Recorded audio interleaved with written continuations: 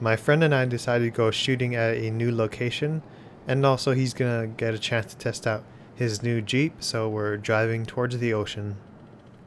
This location has two green sand beaches, a lot of cool hills, and some great coastlines, so this is gonna be a good opportunity to shoot seascapes. So I'm attempting that shoot out of your window thing, but I think I need a wider lens. This was just with a 28mm, the only thing that I had. The road is a 4x4 road, so not many people go to this location, and it's pretty long. It was at least 7 miles. And notice how bumpy it is. So we're arriving at our location, and this is a big cinder hill, and we're driving up it to get to the other side of the hill and then down to the beach. On the other side of the hill was some nice views, and so we go to the other side of the hill, and the beach is right down there. We finally arrived at our first location. This one was kind of a small beach, but it was cool nonetheless. So green sand, really awesome. So the olivine crystal from that hill is leaching into the sand. So it's a mix of black sand and green sand. So I started shooting. First I fired off some shots with my camera I'm doing a video off right now, and then I went with my wider angle lens down into the beach to try to get some movement with my neutral density filter, trying to get some long exposures. It wasn't that great. Like the light, it was too much contrast. But before this, there was some nice sun rays, so I captured that with my other camera. And here's the shot. So I had to do an HDR. This one's just a cool little snapshot. We're driving to our next location, and notice how all the hills have roads on them, so I guess people with their 4x4s go have fun. And there was at least one hill that was at least 40 degrees incline, and that will I don't know who would do that, but there were some tracks on it. This is our next beach, much bigger beach and amazing view. So the hill has an interesting look. It almost looks like half dome, so that's what I thought of it. So I scouted a good location, and I found a place where I could just line up my camera right with the beach, so I can point my camera down into the beach and capture the motion of the water, and also get the dome into the frame too. Usually when I find my composition, and if I'm happy with it, I'll usually envision what my final image will look like. So how do I want the movement of the water to look like is my main concern. So for this image, I thought I wanted the water to be receding out and it creating lines of water from the beach and the rocks onto the beach. And for this, I went up right to the edge of the little cliff there, and that allowed me to get no obstructions blocking the camera. So if I point my camera down, I'll just get just beach, no cliff or no rocks in the foreground, just the beach and then the dome, and that's what I wanted to capture. So the interesting clouds, if there were any.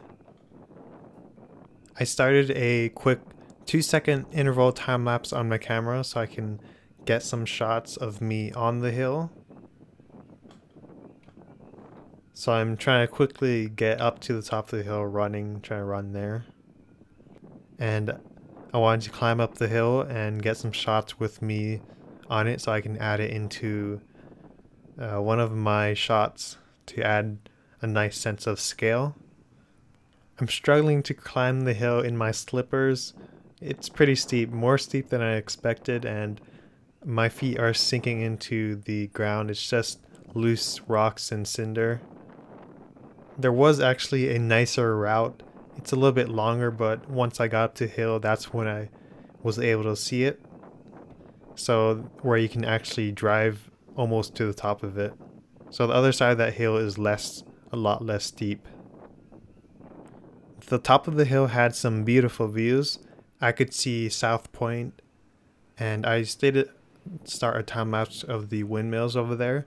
And just in case you're wondering, we're on the big island of Hawaii. My time lapse didn't turn out quite well because it was pretty windy up there using a telephoto. To show you the composition I was thinking about, so I was trying to capture in portrait orientation the dome or the cinder cone. So notice how the receding waves create lines from those rocks. So I was capturing the motion of the water on the beach too. And so it's all about waiting for the right moment. So I'm using just my Sony a6000 and my 12mm with my 3-stop screw-on India filter on the front of the lens. So that's what allows me to do the longer exposure. So what I'm shooting for is around 1 second is a good exposure. This is my shot of the trip, and I quite liked how this came out. So instead of capturing the receding of the water, I captured a sweeping wave that was coming in, and that created a nice effect. And the clouds cleared up a little bit, allowing a bit of the light to shine into the clouds, so it created a bright area, and I used a darker exposure to blend that in. And since this was right after the time lapse I did with me in it, or it was a little bit after that when the clouds came, I layer masked myself in there. I manually lined the photo and then layer masked myself in there. I guess I'll call it a composite, but it's still real. I was actually there, and just a little bit of different timing. I also did a time lapse. I used long exposure, 1 second exposure, 1 second interval to try to cut down the choppiness. So this is my first attempt at doing that, and it came out okay. So I kind of got tired of shooting this location, but I did get a good shot, and I think I knew it. So I started going down to the beach area. I wanted to try to get a shot there. So I'm walking during this path, and it's pretty rocky, I guess. So here's the beach, the green sand. So to the left of me, there were some nicer clouds. I wanted to capture that. But once I got to that start of that hill over there, it wasn't really that great of a composition. So I decided to go down into the beach area and try to capture some kind of closer ups of that green sand.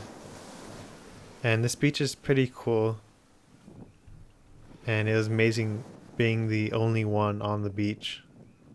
So there's these rocks on the beach, and when the waves are crashing into it and when it recedes out, it creates these lines of water, and that's what I wanted to capture.